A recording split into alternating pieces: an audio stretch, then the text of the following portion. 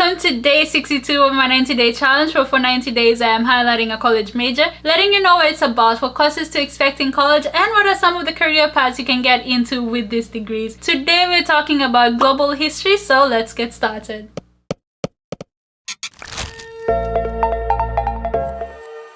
The global history major focuses on the history and globalization of a particular country or region outside of the US. So students are exposed to the history and different aspects of globalization in regions such as Asia, Africa, Latin America, Europe, or even the Middle East. Similar to the global and international studies in social sciences that I highlighted yesterday, this major has several requirements, including a minor, a foreign language, and an experiential learning experience. We will discuss some of these requirements in a few minutes, so stick around. With a degree in global history, you will learn a lot of transferable skills that are applicable in a wide range of career paths, and these are some of the career paths that you can get into, and we will discuss a few of these career paths in a few minutes. For now, let's look at some of the courses to expect when majoring in global history. Courses for this major train you to think broadly and develop skills in critical analysis, research, oral, written, and digital communication. The format and requirements for this major are different for different schools. For example, at Michigan State, you are required to focus on a specific geographical region. These regions include Asia, Africa, Europe, Latin America, or world history in general. Each geographical concentration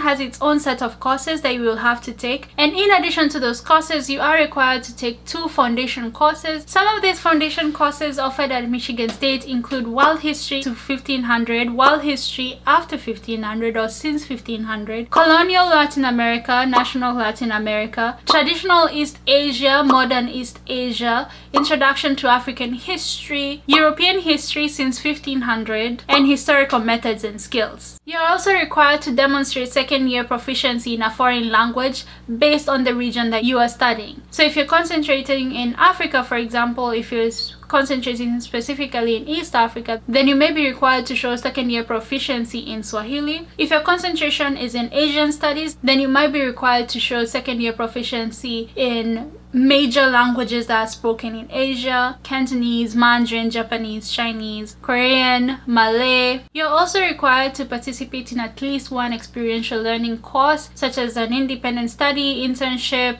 study abroad, or undergrad research that has a historical focus. Finally, there's a requirement for a minor. With all these requirements, it is imperative to talk to your academic advisor to make sure you're planning out your semesters and coming up with an optimum plan such that you're not wasting time and money taking unnecessary classes. Books and tuition can be very expensive. For a full list of courses offered for this major, specifically at Michigan State, I will leave a link in the description for you to check out after this video. Still with me? Let me know by recording this timestamp in the comment section below, and let's look at some of the career paths you can get into with a degree in global history. As I had previously mentioned, you will learn a lot of transferable skills that are applicable in a lot of career paths. So some of the career paths you can get into is becoming a lawyer, archivist, museum curator, heritage manager, historic building inspector, museum education officer, historical consultant, political advisor, government historian, a researcher, or even a journalist. In addition to industry and working for the government, you could also further your studies in grad school and working towards becoming an academic professor. Do you know any global history students or graduates?